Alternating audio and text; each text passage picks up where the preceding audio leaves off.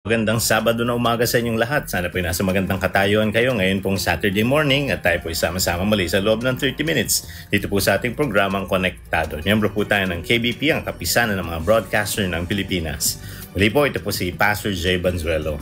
Tayo nasa 7th month na. I do hope na kayo po ay patuloy na natutulungan ng ating mga lessons para ma-challenge sa atin hong pagmamaximize ng atin hong buhay at ng ating mga panahon at pagkakataon na iginagawad ng Panginoon.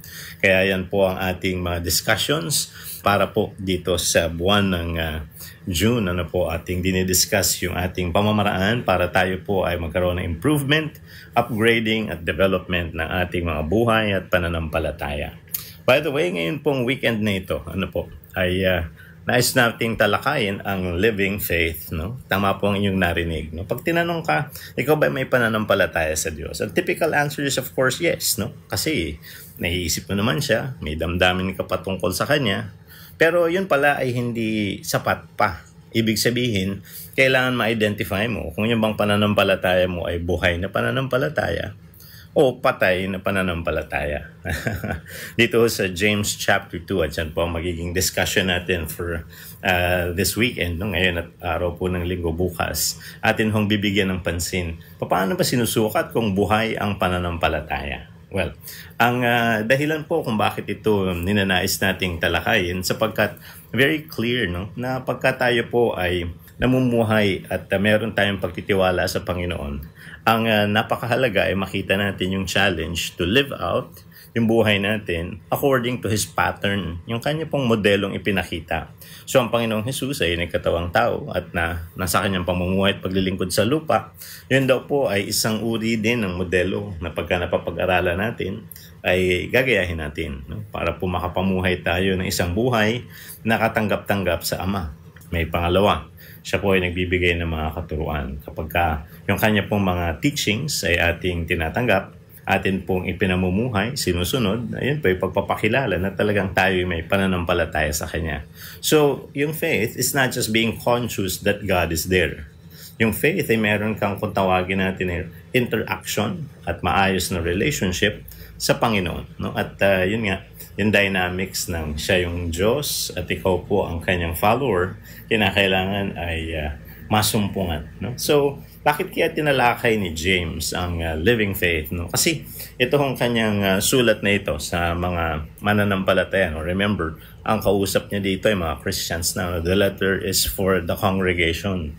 So, ang kailangan ipakita na yung kanilang pagsunod sa Panginoon ay maging daan sa improvement ng kanilang buhay personal, yung kanilang samahan, at syempre, para yung kanilang pananampalataya ay hindi po maging stagnant. Kailangan ito po ay magkaroon ng tinatawag nating activity. Bakit? Dalawang bagay po ang ating bibigyan ng emphasis dito, and I do hope na makita niyo yung pamamaraan ng ating pagsasalarawan ng buhay na pananampalataya. Ang buhay ay merong motion. Ibig sabihin, meron siyang activity. No? Kasi the dead, they no longer move, no? So pag ikaw ay buhay, ikaw ay dapat na gumagalaw. So gusto natin gamitin yung word na faith. Faith, by the way, is a verb, no? Ito po ay isang action word. Yeah. So hinahanapan tayo ano yung tamang ikikilos at ano yung pagsunod sa expectation ng Panginoon kung talaga may paniniwala at pananampalataya sa Kanya. And yung buhay ay merong heartbeat, no? Kasi ang patay wala naman supposed to be wala na siyang kung tawagin natin tibok ng puso, no? At ang heartbeat ng buhay na mananampalataya is of course the heartbeat of Jesus, yung to seek and save the lost, no? Yung idea is to love, so loving of the Father and then loving yung mga taong kanyang paglilingkuran. At ganun din sa atin, pinapakita na a living faith, no, is a faith that cares to love, no? So yun po ay mahalaga. So tingnan natin ano yung mga issues ng early church at paano ito ma-resolve kung buhay ang pananampalataya ng isang Kristiyano, no? So yung una, ang kanyang tinalakay is yung no partiality. Ibig sabihin, pinaiiwasan yung pagtatangi, no? Kasi typical naman talaga sa tao, sa atin hong mga pamumuhay, meron tayong practice of favoritism. Pwedeng yan ay na-apply natin sa ating mga kaibigan, mga anak, kahit nga sa mga magulang, no? na-apply po natin sa ating mga kapatid.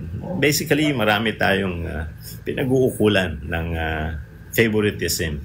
Well, may mga times beneficial, lalong-lalo na kapag yung pinag-ukulan mo, ito yung mga tao na ibig sabihin, nakita nila yung importansyang iginawad mo. And yet, kapag meron kang pinaboran, syempre meron kang nane-neglect. Meron kang posibleng napapabayaan at meron kang nai-ignore.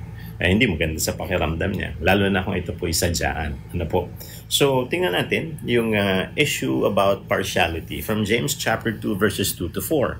Ang sabi po dito, "For if a man comes into your assembly with a gold ring and dressed in fine clothes, and there also comes in a poor man in dirty clothes, and you pay special attention to the one who is wearing the fine clothes, and say, 'You sit here in a good place,' and you say to the poor man, 'You stand over there,' or 'You sit down by my footstool,' have you not made distinctions among yourselves and become judges with evil motives?"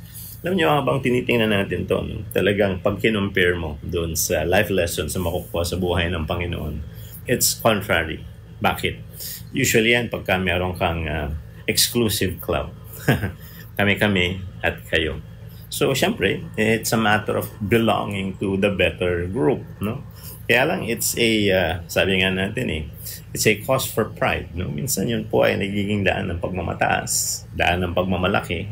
At kapag yun po ay naging practice, minsan ito rin ay nagiging daan para makadiscriminate ng mga, sabi nga natin, yung mga lesser sa ibang tao as you compare yourself to them. No? Yun yung medyo bahagi na nakikita nating nagaganap sa lipunan. So, ano ba ang mga pinakita ng Panginoon na uri ng pamumuhay? Of course, number one is humility. Ano ba yung pinakita niya? Siya na galing sa kalangitan ay bumaba dito para makipamuhay kasama natin at iukol ang buhay niya para sa atin. So, that's humility. Pangalawa, tinanggap tayo in our ugliest form. Anong sabi nun? While we were still sinners, Christ died for us. No? Pag ikaw ay makasalanan, definitely, yan yung ugliest form mo. Bakit? Madungis yung kasalanan, yung paglabag sa kalooban ng Diyos. You're tainted by it. Pero doon sa panahon na yun, ay doon tayo pinagkukulan ng Panginoon ng pagmamahal na nagsakripisyo ng kanyang buhay. So, we have to realize, yun po ay pinakita niya. And when Jesus was serving, nakikita natin nung siya nabuhay sa lupa 2,000 years ago, as he was preaching, as he was doing ministry, naabot niya ang lahat ng sektor. Kung paano siya po ay tumulong sa mga abag. Yung mga tao namang namumosisyon din sa lipunan na lumapit sa kanya, binigyan din niya ng pagpapahalaga. May mga taong may mga pangangailangan at may mga taong nakakariwasa. No? Pare-pareho yun ay tinugunan niya. So, walang, sabi nga inetsapera, ang Panginoong Hesukristo ay talagang tinutugunan yung mga pangangailangan ng tao sa lipunan, lalong-lalo na yung kanilang spiritual needs. Now, pag tinignan naman natin yung banggit din Apostol Pablo, especially making mention yung sinabi niya sa mga taga-Galatia, di ba sabi niya doon, in Christ, there is neither Greek nor Jew. No? Talagang isa sa mga reasons for favoritism or partiality ay yung racial. No? Kaya lang, alam na nga natin, minsan yung racial tension mataas. At yan nga, isa sa mga dahilan kung bakit merong discrimination at meron pong mga ethnic conflicts. No? It's racial. No? Yan po yung pinaka punot dulo niyan. At alam naman natin na may mga issues ang mundo hanggang ngayon, no? Na pinagmumulan pa rin ay racial affiliations. No? So, nagiging dahilan. Now, sabi rin, in Christ, there is neither a slave man or a free man. So, yun pa ang isa, no? Na nagdadagdag ng disparity sa ating lipunan. May mayaman, nakakariwasa, at mayroong tao na aba, yung alipin. No? So, makikita natin, pagka ganito ang urian, yung malaya, yung alipin, mayaman sa mahirap, talagang nagkakaroon ng tension sa lipunan. No? May mga nakalalamang at nagagamit yung kanilang advantage to their own benefit. At yung mga nandun naman sa baba at kapos, ay ang feeling naman nila, sila po ay nagigipit. No? So, yan naman ang kalagayan. And in Christ, there's neither male nor female. Bakit po niya yun in-emphasize? Well, we have to understand na yung early society, lalo na pagka ang pinapresent ay yung scripture dun sa region na ito, mataas ang appreciation sa patriarchy. Ano ho yun? Male-dominated yung society.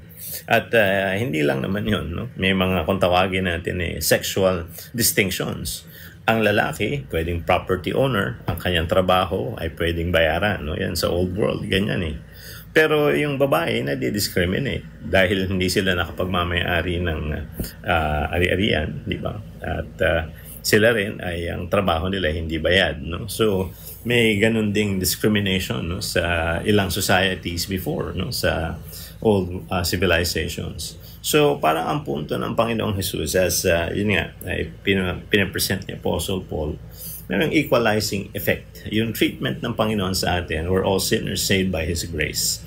So, hindi na yung mga ginagamit ng mga tao para ipakita yung sarili niya mas mainam kaysa sa iba.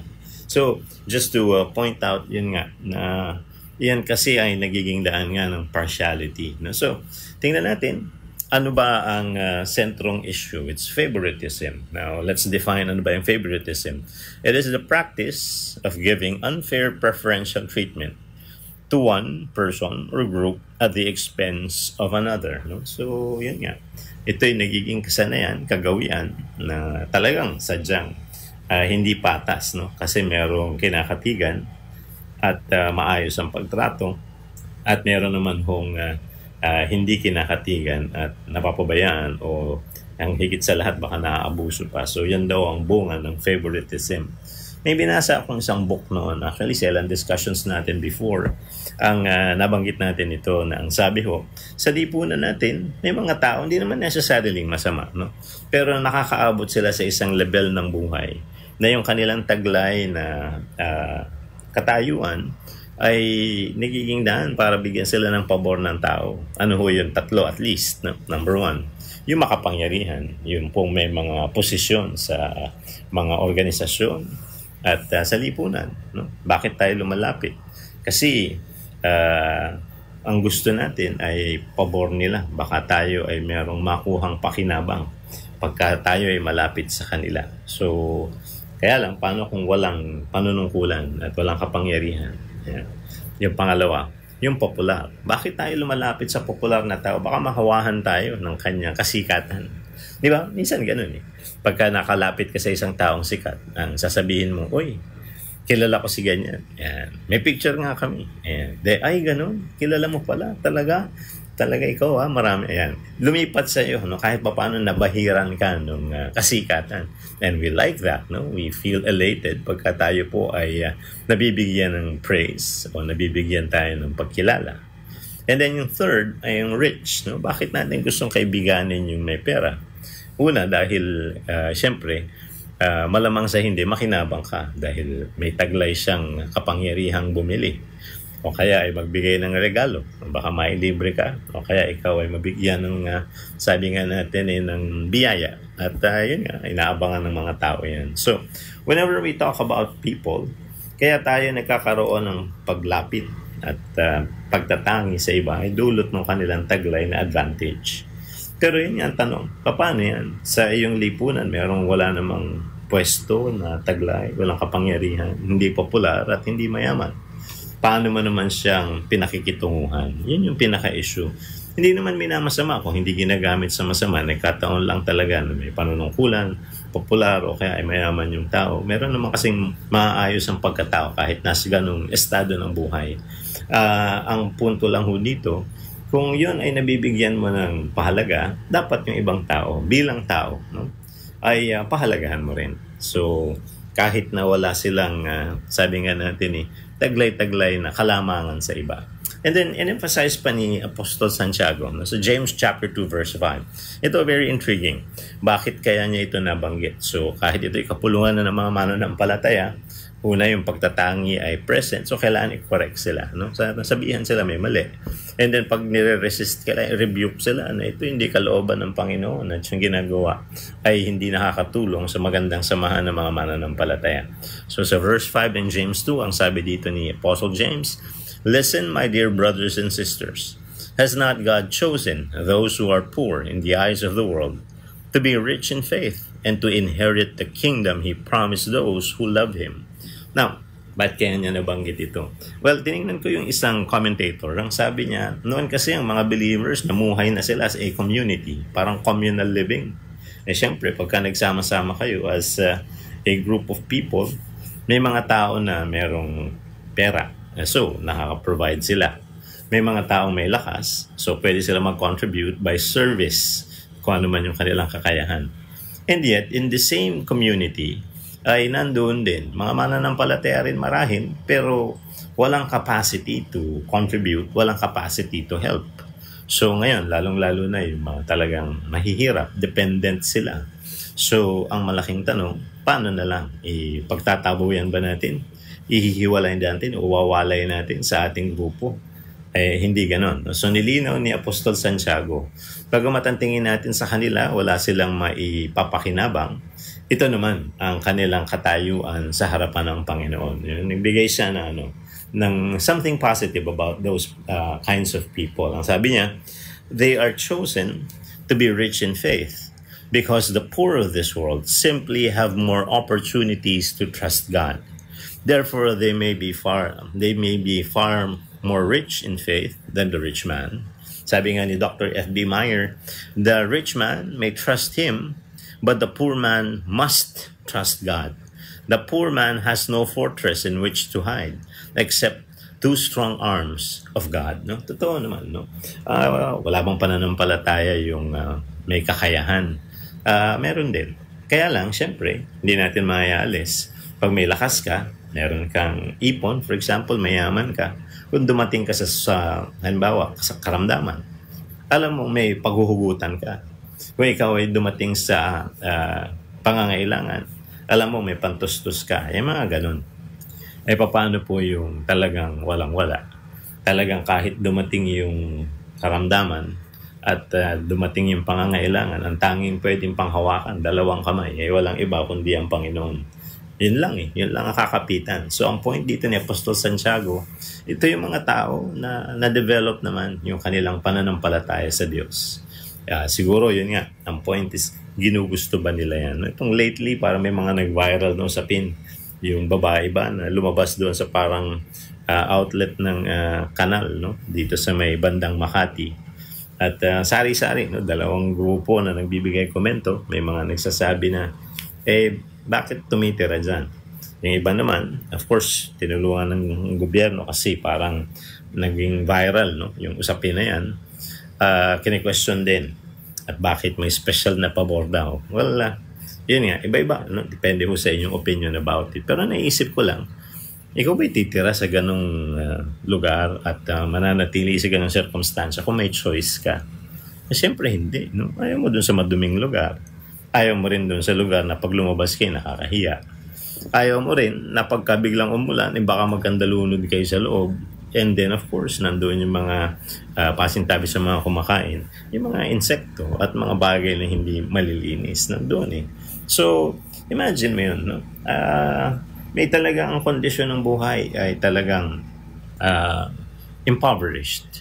And then, yun nga, gumagawa naman sila ng paraan to survive daily. But they really have to trust in God sa kanilang takbong pambuhay. Ang point ni Apostle James, if ang tinutukoy niya yung mga tao sa kanilang Christian community, huwag niya ipagtabo yan at laitin yung mga walang mai-contribute. Dahil yan ang mga yan ay malakas ang panghahawakan sa Panginoon. So, may pangalawa na binigyan pansin siya. No? James chapter 2 verse 10. Ito, marami ho ang naintriga dito, pati nga ako For whoever keeps the whole law and yet stumbles in one point, he has become guilty of all. No? Alam natin yung lumang tipan, no? Kasi kung tingnan nga ang commandments, no? Gaano ba karami ang commandments in total? Ang sabi ay mga 316. And pagka ikaw ay nag-violate ng isa, considered na na-violate mo lahat. No? Kasi it's supposed to be a set. No? So, it's really a tall order. No? Parang yun yung point. Pero, ba't binanggit dito ni Apostle James? Ang point niya ay ganito. No? Meron kasing mga tao daw na parang nagche-cherry picking kung anong katuruan ng Diyos ang tatanggapin at anong utos ng Diyos ang susundin. Huwag daw ganon. Kapag nagtuturo ang Panginoon, maging yan ay pabor sa iyo o hindi, kailangan mong tanggapin yung katuruan na yan at maipamuhay mo. Dahil ang lahat ng tinuturo ng Panginoon ay kailangan natin sa pagiging well-rounded na ating paglago sa pananampalataya. Pag nag-utos ang Panginoon, hindi mo lang susundin yung makikinabang ka. Susundin mo rin yung mga bagay na kahit ito ay iyong ginugusto ay dapat mong bitawan at kinakailangan mong sundin ang kalooban ng Panginoong Diyos dahil yun ang nararapat. So, yun yung isa sa mga points daw na gusto rin i-emphasize sa isang taong ang pananampalataya ay kinikilalang buhay. Ikaw ay susunod. No? Yung obedience is motion, it's action. So, kailangan pag nagbigay ng paunawa at panukala ang Panginoon, ang iyong magiging response is to follow. At yun nga ho ang isa sa mga hinahanap sa atin.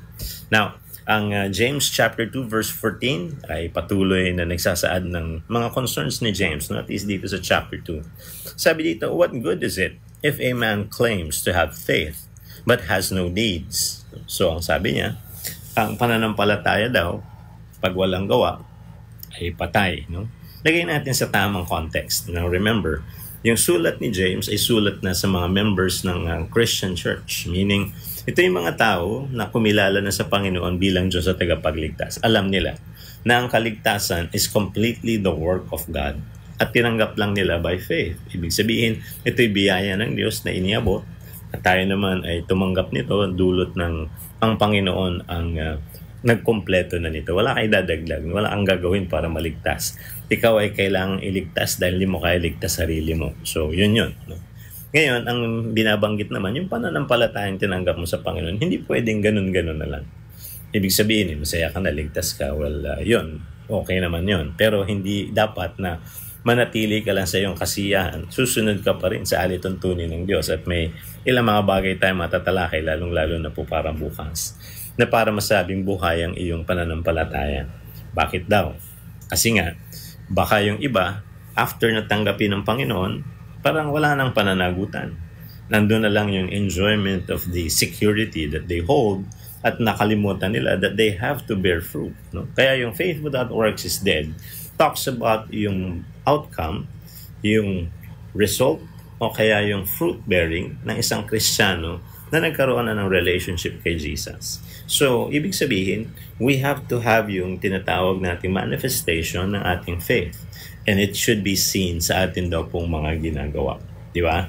Kasi hindi naman pwedeng may faith claim ka lang by simply speaking about it. That's simply verbalizing it. No? Sinasabi mo kung ano yung pinaniniwalaan mo. Well and good. May alam ka. May mga bagay kang dinedeclare. But then you have to live out the faith that the Lord has given you. Di ba? Parang kinakailangan may mga pagtugon at gagawin tayo bilang akto no? na ating tunay na pananampalataya sa ating Panginoong Jesus. So, dito po sa James chapter 2, anong mga bagay na kanya hong tinalakay, pinuna, at kinokorek na pag in-adjust ng mga tao will help sa kanila hong Christian living, lalong-lalo na sa kanilang tamang interaction, no? Bilang mga tagasunod ng Panginoon. Yung una is to avoid partiality. Ano ba yung partiality? Sa James chapter 2, verses 2 to 4, ito nga yung ating passage yesterday. For if a man comes into your assembly with a gold ring and dressed in fine clothes, and there also comes in a poor man in dirty clothes, and you pay special attention to the one who is wearing the fine clothes and say, you sit here in a good place, and you say to the poor man, you stand over there, or you sit down by my footstool. Have you not made distinctions among yourselves and become judges with evil motives? No? Alam nyo, ito ho ay pagpapakita na may mga sitwasyon talaga na ang tao ay nagbibigay pagkatig ng pabor sa iba at may mga napapabayaan o sabi nga natin nami-mistreat intentionally or unintentionally pag hindi po tayo conscious or aware sa atin hong mas maayos na pakikitungo. Kahapon, sinamahan ko yung aking Thursday Bible Study group ng mga taga Makati. Ang amin hong ginawa ay masayang kainan at pag-iikot no? Doon sa isang furniture store. Ayan. Kung kayo mahilig mag-iikot sa mga tindahan. Ako po hindi kasi ganun. As a person, gusto kong bumili. Pagpunta ko sa bilihan, pagkabili ko ng hinahanap kong item, uwian na. Siyempre, may mga tao na gusto mag-window shopping, magtingin-tingin. Sinamahan po, no? Nagkasama-sama kami. At nakakatuwa rin naman, na-endure ko. Yung paikot-ikot sa isang napakalaking gusali na ang nilalaman na iba-ibang display ng mga dekorasyon sa bahay, office. Alam niyo na siguro yung aking binabanggit. Hindi ko alam mga pangalanan at baka akala pinopromote natin.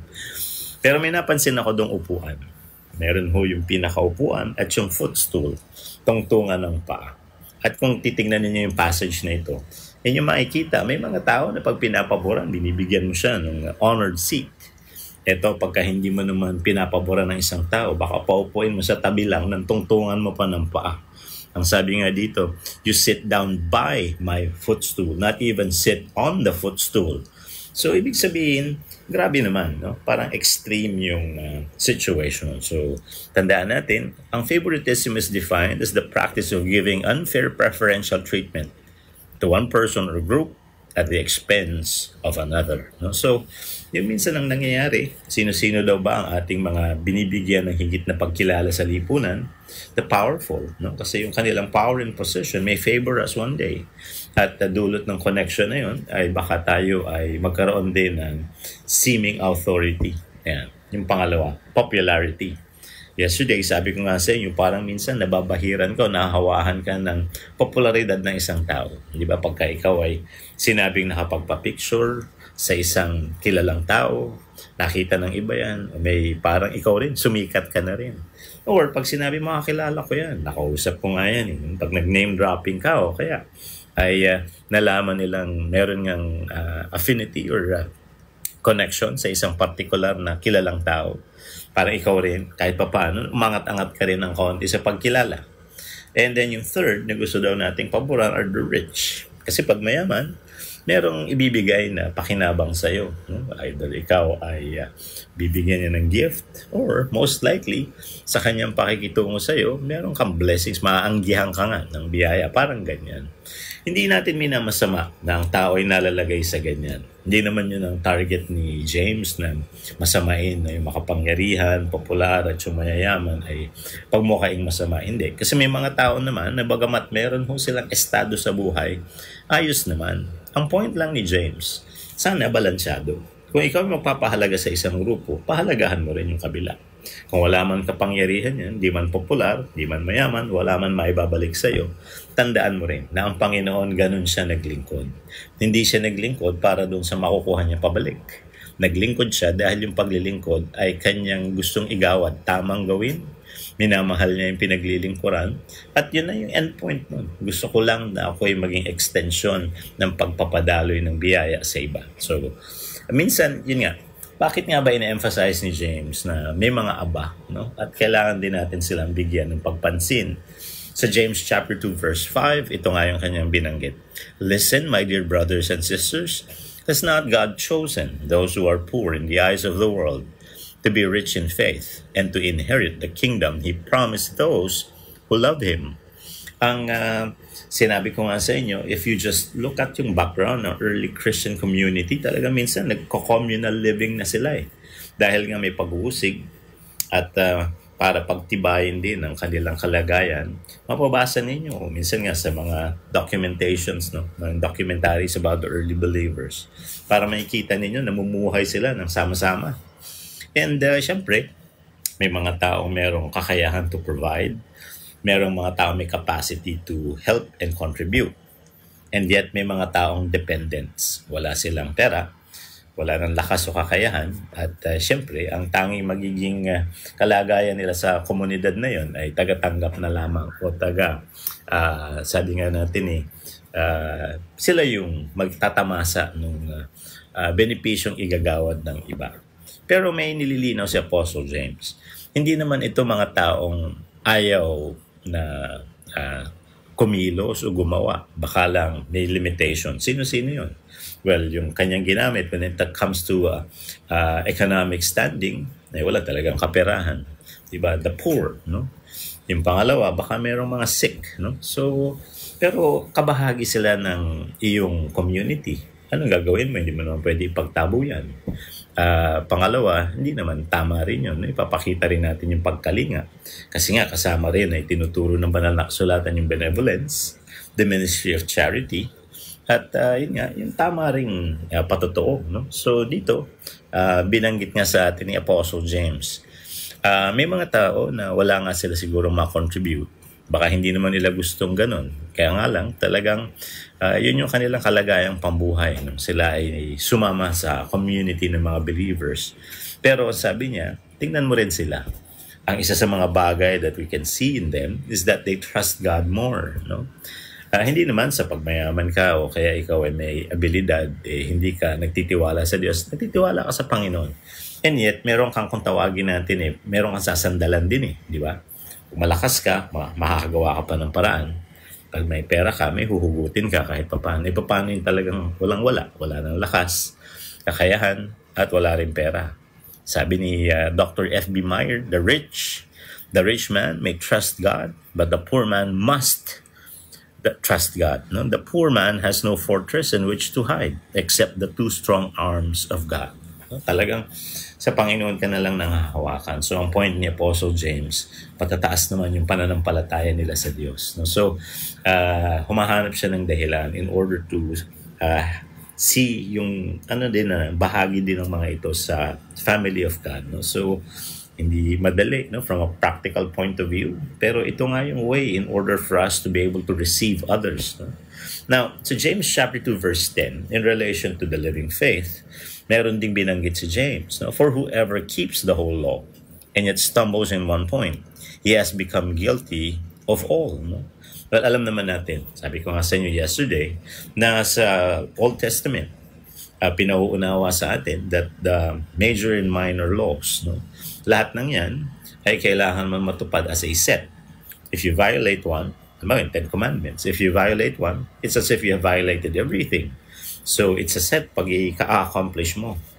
Pero, ang pagkakagamit din pala ni James dito is to remind believers, if you have a living faith, hindi ka nag-cherry picking lang, ano yung katuruan lang na gusto ko, yung mga katuruan, pangkabuuan ng sinasabi ng salita ng Diyos, you have to learn it, di ba? So, pangalawa, pag may utos ang Panginoon, hindi mo lang pipiliin. Ito susundin ko, ito hindi. Hindi daw ganun. Kailangan, binigyan ng pahalaga ng Panginoon, banggitin sa iyo yung prinsipyo na yan. Mahalaga yan. Pinag-uutos ng Panginoon ng isang bagay, ibig sabihin, mahalaga din yan. No? So, kailangan tugunan mo rin. Hindi man tayo perfecto, but we have to be aware and we have to make the effort to obey. No? So, yun yung pinaka-point. You cannot just simply make selections. Lahat ng yan ay pinahahalagahan, at bahagi ng instruction yun ng Panginoon sa atin. Now, the challenge is this, to have a living faith. So James 2:14, ang sabi dito, what good is it if a man claims to have faith but has no deeds? Now, sasabihin daw doon, then that person's faith, if it is without works, then it is considered dead. Bakit nga? Well, ang pananampalataya kasi is not just simply an awareness nandyan ng Diyos. Pangalawa, hindi lang ito kaisipan at damdamin. Kasi minsan, nasa isip ko naman ng Panginoon. Nasa puso ko naman. Well and good. Hindi naman minamasama yun. Kaya lang, kailangan mo ring i-live out yung faith na yan. Di ba? Kasi mas madali yung lip service. Motibo lang ba? Hindi. Kinakailangan yung actions, yan din yung pamumunga mo.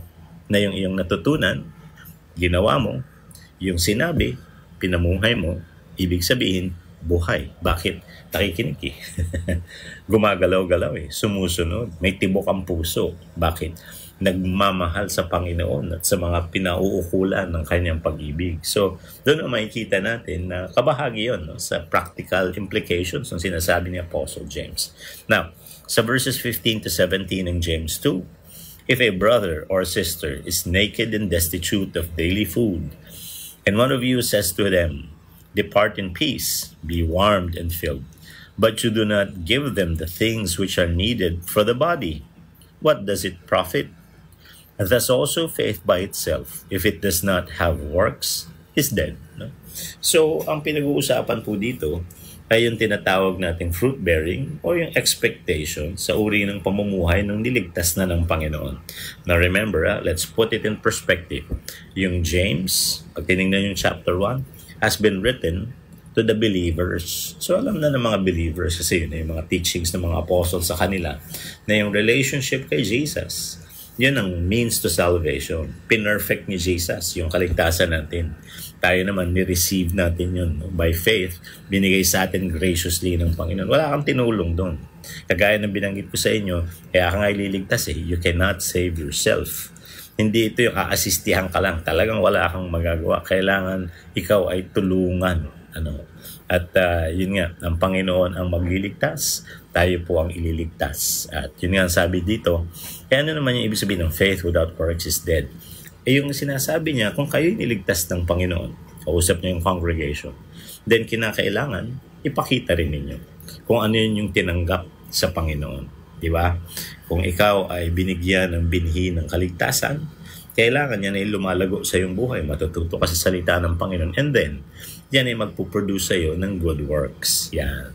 Yan ay byproduct ng pagiging mananampalataya. So, very important. Now, yung living faith, ginamitan din ni Apostle James ng dalawang illustration. Yung illustration na ito ay isang lalaki at isang babae. At bakit niya ginawa yan?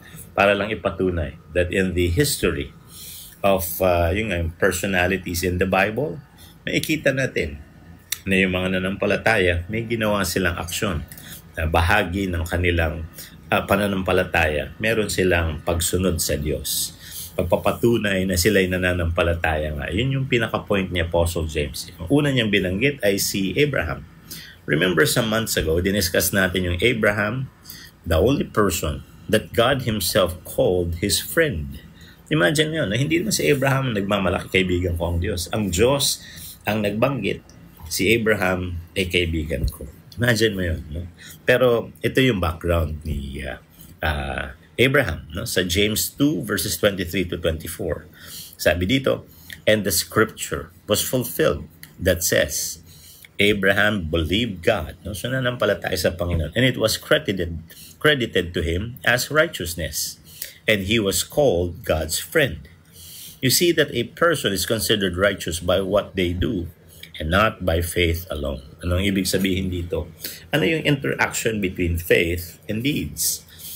Di ba? Kasi dapat mo makita yung background ni Abraham for you to understand what this means. Pwede mo kasing basahin ito and then mag-create ka ng sarili mong paliwanag without connecting it doon sa naging life background and story ni Abraham. If you want to see yung nangyari kay Abraham, you read Genesis in chapters 12 hanggang 25. Yan yung buong life story ni Abraham ay nakatala dyan. But let's just make mention of 3 things. Number 1, alam naman natin, di ba? Si Abraham naniwala sa buhay na Diyos. Nakikipag-usap siya. Inutusan siya. Anong sabi? Okay, iwanan mo yung iyong lupaing kinalakihan and then pumunta ka doon sa lupaing aking ibibigay sa iyo at sa iyong mga saling lahi, yung Canaan. At anong ginawa niya? Kung nananampalataya ka sa Diyos, di pinaniniwalaan mo yung kanyang banggit. May pangako siya eh. Pangalawa, nung nag-utos siya, sundin mo. Sinunod ni Abraham. So yun ang pagpapatunay na a person with faith will act. Di ba?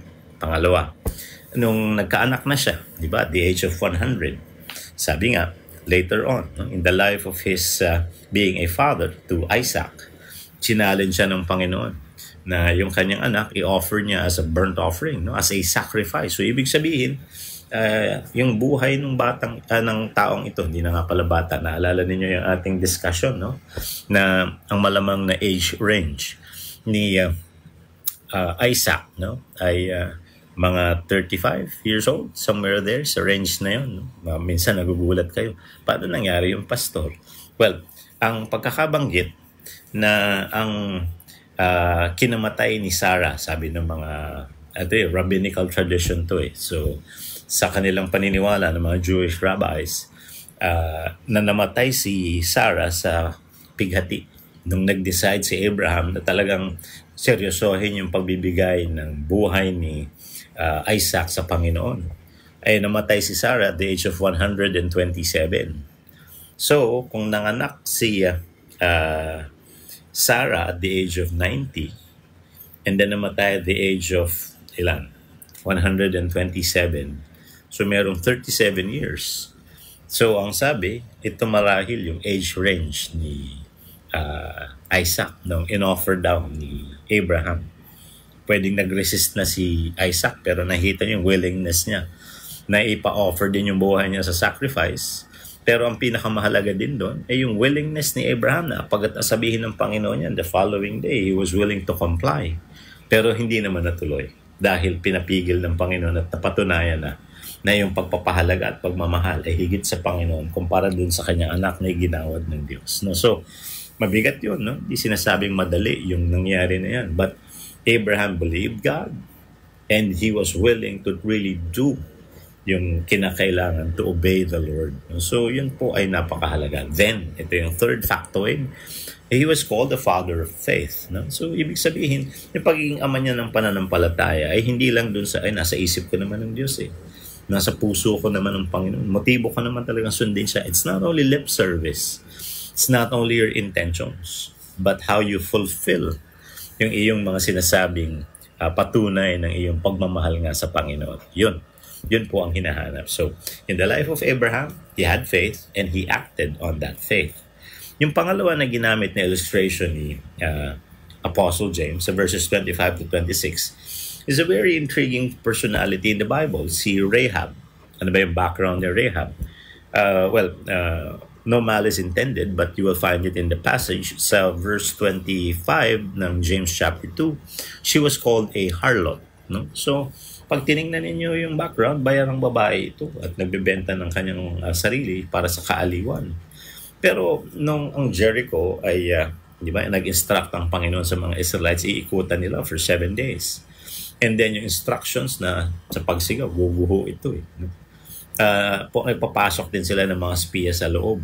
So yung mga spiya na yan ay kailangan itago. At ang nagtago ay si Rahab.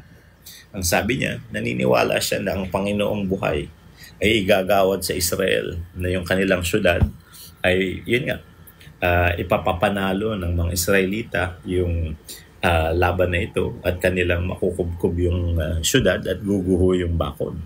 So naniniwala si Rahab na yung buhay na Diyos tutulong sa Israel. Ang kanyang pagkilos, kanyang pinangalagaan yung mga spiya at nakipagkasunduan siya na kapag nanalo na sila, huwag siyang kakaligtaan at ang kanyang pamilya na bigyan ng protection. At yun nga nangyari. No? So ang sabi sa James 2:25-26, in the same way, was not Rahab the harlot also justified by works when she received the messengers and set them out by another way? No? Pinatakas niya. Just as the body without the spirit is dead, so also faith without works is dead. So, yan yung emphasis ni Apostle James dito sa James chapter 2. Now, si J.R.R. Tolkien, kilala niyo ba siya? Kung kayo po ay mahilig sa pelikula, meron yung tinatawag nating Lord of the Rings, no? Yung author ng book na pinanggalingan ng pelikula na yan, yung Sanhalaw yan, ay si Tolkien. Mahilig siya sa allegory.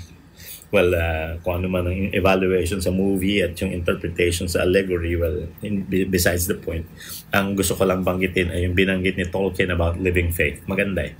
Sabi niya, living by faith includes the call to something greater than cowardly self-preservation. Ang pamumuhay daw ng may pananampalataya ay kailangan, no? Na kung ikaw ay tinatawag ng Diyos sa malalaking mga gawain o kaya mga pinatutugunan niya, eh susunod ka doon.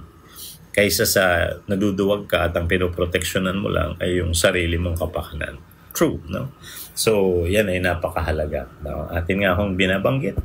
Living by faith, no? Ang buhay ay merong response. So, kung buhay ka, ang pananampalataya may buhay, nagre-respond sa Panginoon. Pangalawa, ay yung buhay, meron siyang motion. Obedience is motion. No? Ito ay movement. Pag nagutos ang Panginoon, sumusunod ka, gumagalaw ka, tumutugon ka, de buhay ka. And then, yung buhay, may heartbeat. Dito ang heartbeat ng isang believer ay yung kanyang pagpapakita ng pagtanggap sa iba at yung kanyang pagtulong kahit sa mga aba. So, yun po ay pagpapakita na yung pananampalataya ay buhay. So, I do hope na ito rin po ay magbibigay sa atin ng udyok ng pagsunod. No? Yun naman ang gusto ng Panginoon. Now, we have a faith in Him that does not only believe because of the mind, does not only feel because of the heart, but also desires to follow because it's also in connection to obedience. So, ito pong linggo na umagang ito, lagi niyo yung tatandaan ang ating paalala. Sa bawat pangangailangan at sitwasyon sa buhay po ng tao, ang salita ng Diyos laging konektado. Have a blessed Sunday morning, mga kapatid. Konektado! Napapanahong aral at prinsipyo mula kay Hesukristo. Konektado! Inaanyayahan namin kayong makinig muli kay Pastor Jay Banzuelo sa Konektado, 11:00 ng umaga sa darating na Sabado.